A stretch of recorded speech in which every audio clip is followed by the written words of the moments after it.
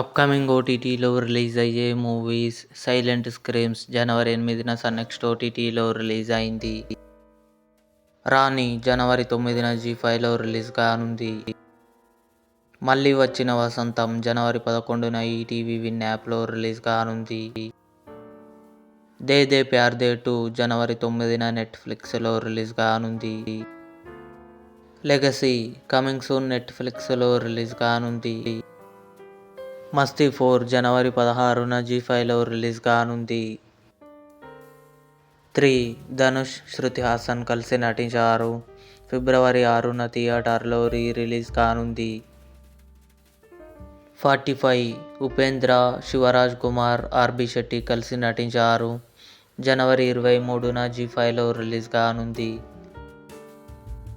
'Emily in Paris season 6' December 18న నెట్ఫ్లిక్స్లో release కానుంది.